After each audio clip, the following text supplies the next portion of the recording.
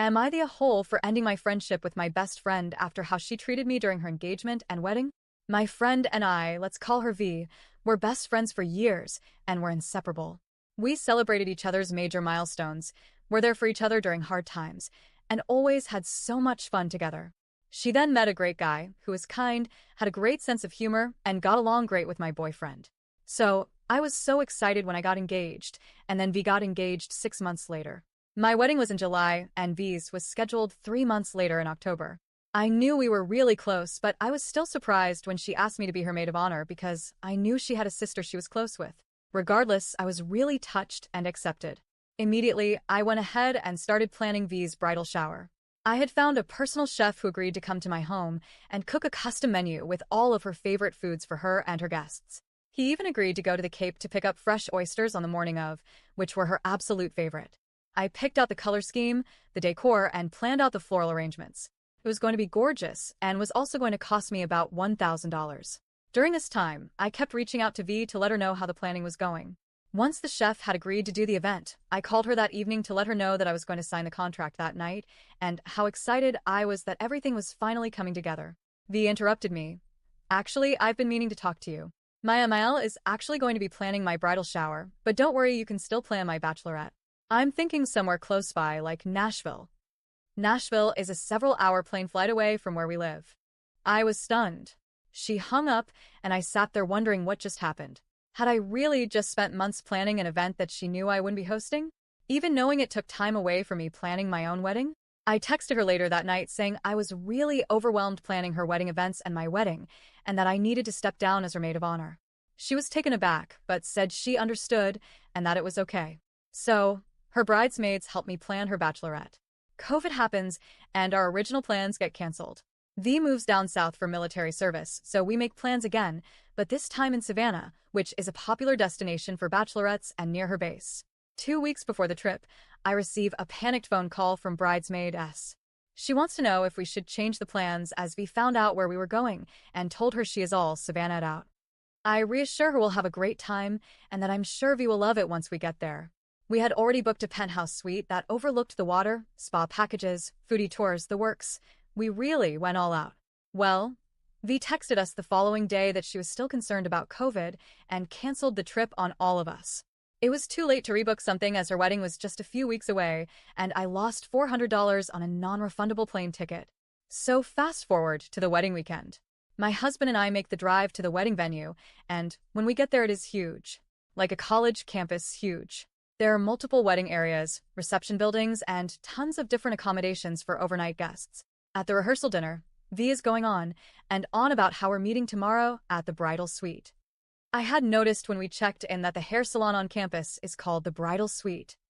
So, the next morning I walk over there with my dress, my makeup, shoes, and breakfast for the girls.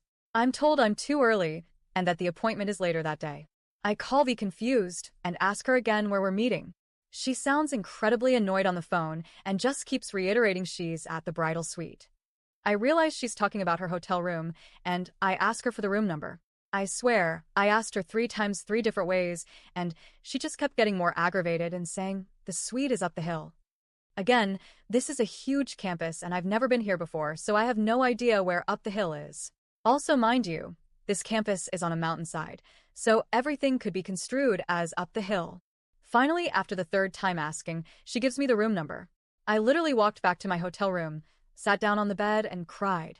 I had to collect myself, convince myself that she's just stressed out and that her attitude is only temporary, and then went to the front desk to ask for directions.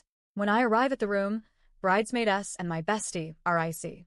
I apologize and offer them the breakfast I brought. They eat it and don't even thank me. V then leaves for her hair and makeup appointment at the salon. I do my own makeup, as V said we weren't having makeup done, and V texts me to come down to the salon for my hair appointment. When I arrive, however, V demands I get my makeup done too.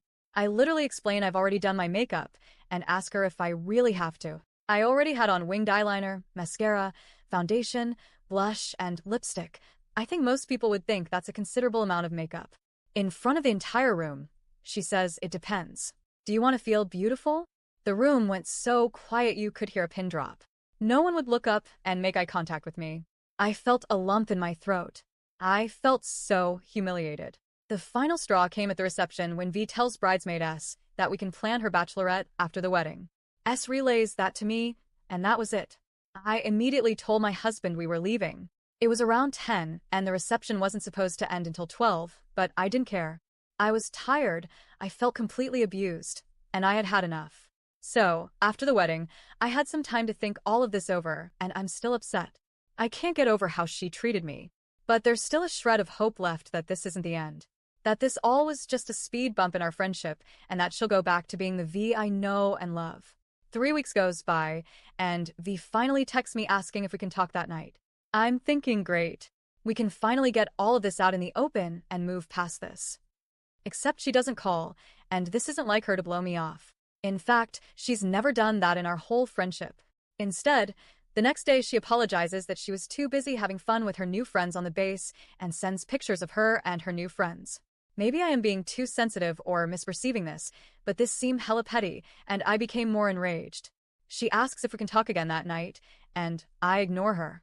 Weeks after that, I found out from Facebook that she had returned home from her military service. She texts me, and at that point I blew up at her. I told her not to text me again, and that I would text her when I was ready, knowing full well I would never text her. And then I just ghosted her. Am I the a-hole?